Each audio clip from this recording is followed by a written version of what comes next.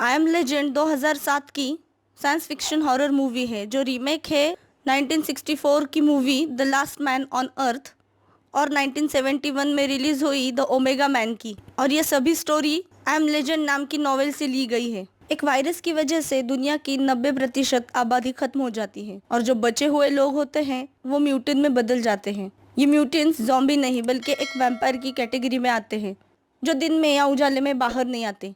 और म्यूटेंट्स जिन्हें मूवी में डार्क सीकर कहा गया है वो बहुत ही होशियार दिखाए हैं। इस मूवी में will Smith doctor Robert Neville के किरदार में नजर आए हैं जिनके साथ समंथा नाम की फीमेल डॉग दिखाई है। डॉक्टर रॉबर्ट अमेरिकी सेना में डॉक्टर थे जो अकेले मैनहट्टन शहर में बच जाते हैं। ये वायरस लोगों में कैसे और क्यों फैलता है और क्या डॉक्टर रॉबर्ट आखिर तक बचे रहते हैं या नहीं, ये हमें इस कहानी में दिखाया गया है। इस मूवी को IMDb पे 7.2 की रेटिंग मिली है। पर आगे बढ़ने से पहले मैं आपको बता दूं कि अगर आप इस चैनल पे नए हो तो आप इस चैनल को सब्सक्राइब करके बेल आइकन जरूर दबाइए और अगर ये वीडियो आपको अच्छी लगे तो लाइक, कमेंट और शेयर करना ना भूलिए। तो चलिए शुरू करते हैं फिल्म की एक्सप्लेनेशन। फिल्म की शुरुआत में हमें डॉक्टर एलिस क्रिपिन दिखती है जो बताती है कि उन्होंने कैंसर जैसी बीमारी का इलाज ढूंढ लिया है। उन्होंने एक वायरस इन्वेंट किया था और वो ये दावा करती है कि उस वायरस से कैंसर की बीमारी ठीक होती है।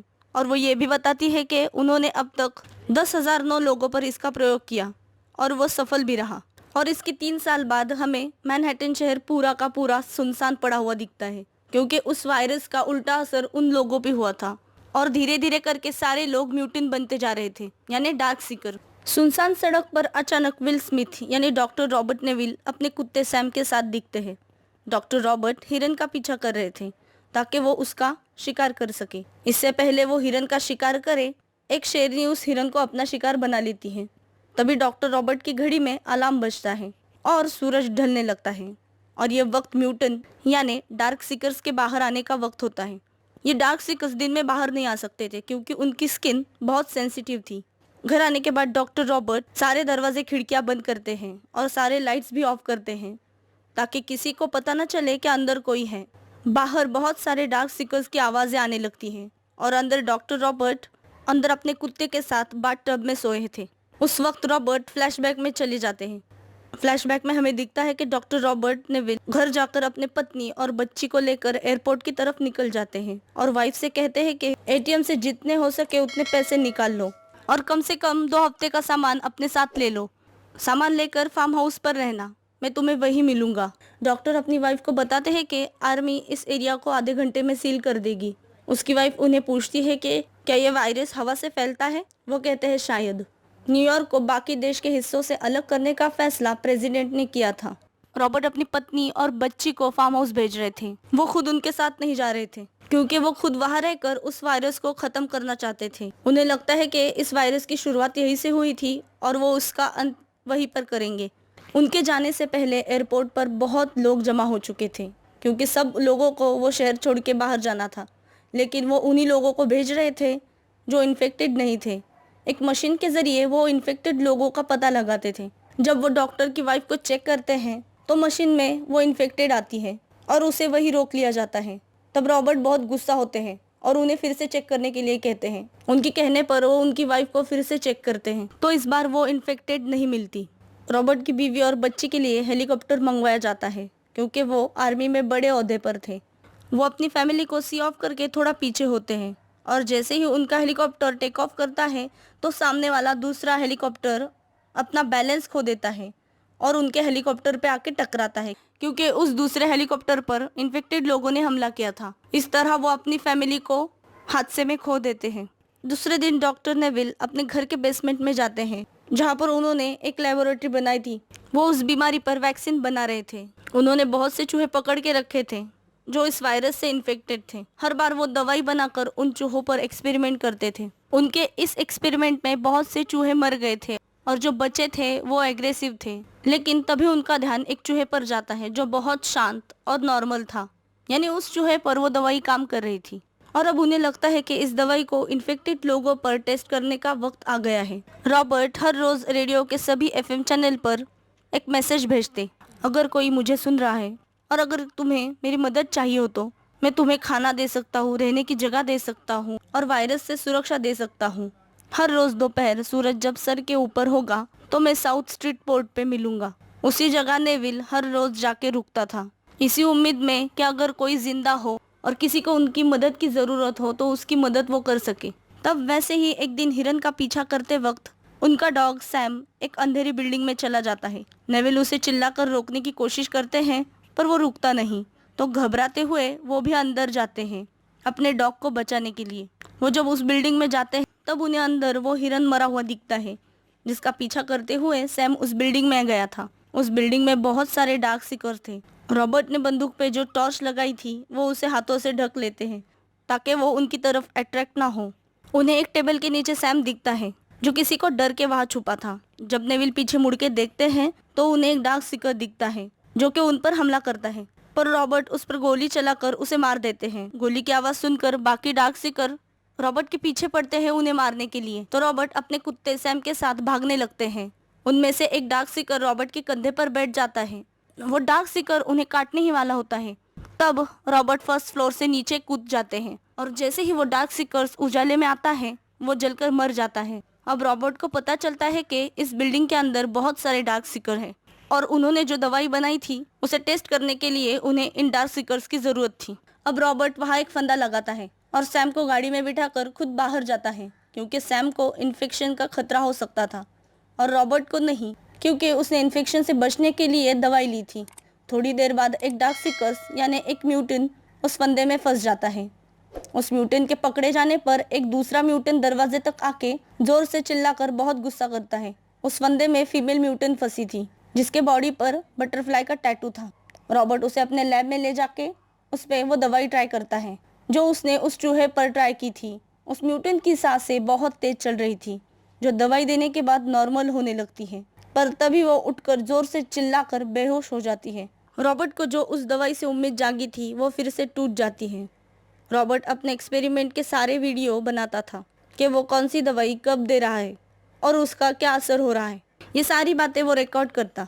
तब रॉबर्ट बताता है कि मेरे ब्लड टेस्ट से ये पता चलता है कि हवा और स्पर्श से फैलने वाले इन्फेक्शन से मैं अब तक बचा हूँ, पर कुत्तों को ये इन्फेक्शन उनके काटने से हो सकता है। और वो ये भी बताता है कि जो दवा मेरे शरीर में मुझ पे काम कर रही है वो म्यूटेंट पे काम नहीं कर रही। यानी इससे ये पता चलता है कि रॉबर्ट के पास वो दवा है जिसे इन्फेक्शन से बचा जा सकता है, पर वो दवा नहीं जिससे वो इन्फेक्टेड लोगों को ठीक कर सके। दूसरे दिन जब रॉबर्ट बाहर जाता है तो उसे वीडियो स्टोर के अंदर का एक स्टैचू जिससे वो अक्सर अकेलेपन में बातें करता था वो उसे रास्ते में दिखता है, जिसकी वजह से वो गुस्सा हो जाता है कि तुम बाहर कैसे आए, क्योंकि रॉबर्ट को अकेले रहते इस शहर में 1000 से ज़्यादा दिन हो गए थे। वो गुस्सा होकर उस पुतले पे गोली चलाता है जिसके बाद उस डमी के अंदर से पानी निकलता है।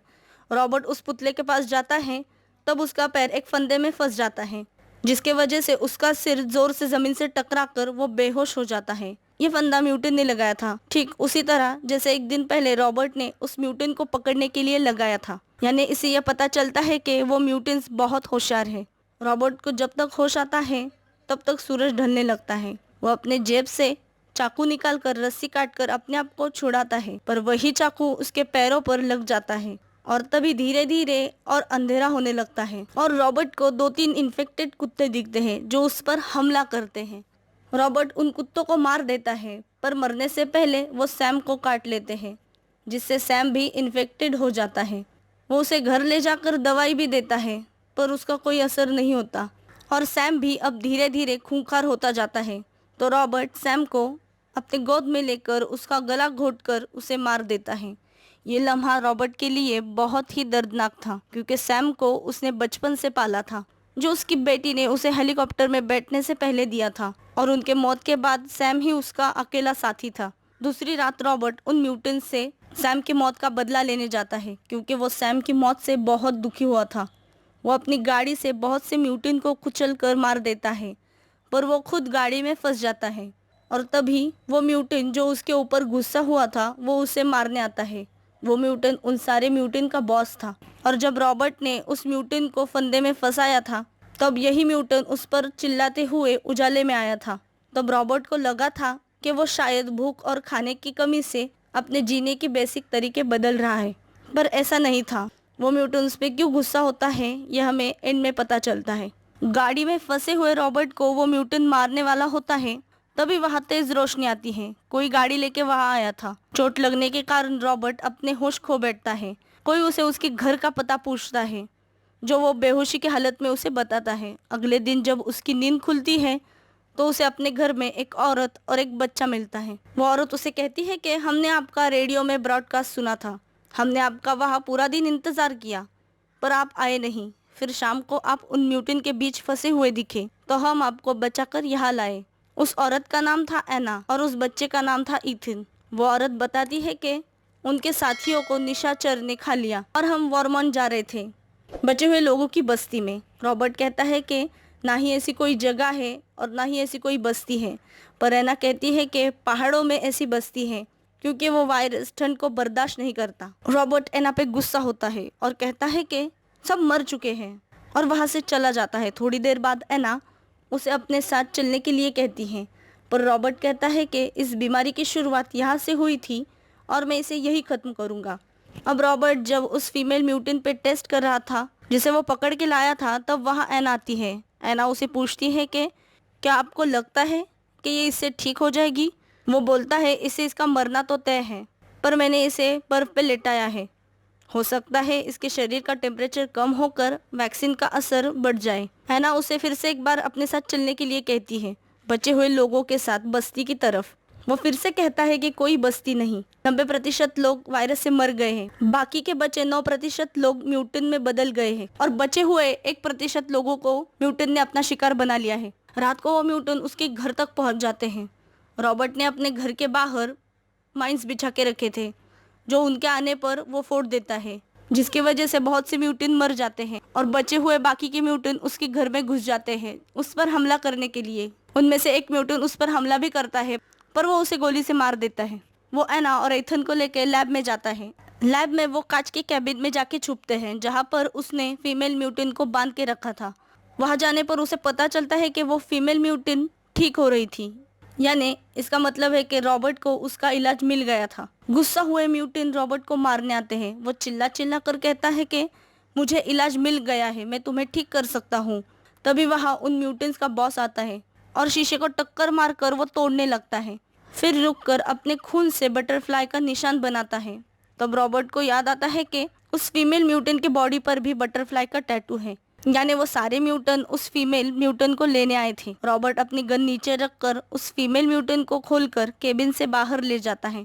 गुस्सा हुए सारे म्यूटेंट उसे मारना चाहते थे, पर उस म्यूटेंट बॉस के चिल्लाने पर वो सारे शांत हो जाते हैं। रॉबर्ट उस म्यूटेंट को एक इंजेक्शन देके होश में लाता है, जहाँ पर उसके बाद वो मेल म्यूटेंट बहुत खुश हो जाता है और एक दूसरे के प्रति वो प्यार दर्शाते हैं। वो म्यूटेंट रॉबर्ट पर जोर से चिल्लाता है और हमें दिखता है कि दीवार पर और दूसरे म्यूटेंट्स की तस्वीरें हैं, जिस पर शायद रॉबर्ट ने इससे पहले एक्सपेरिमेंट किया था और वो शायद नाकाम होकर उनकी जान चली गई थी। यानी उन म्यूटेंट्स की नज़रों में रॉबर्ट एक बुरा इंसान था, जो उन्हें उनके परिवार से छीन रहा था। रॉबर्ट को एहसास होता है कि वो सब गलत कर रहा है, क्योंकि उसने खुद भी अपनी फैमिली को खोया था।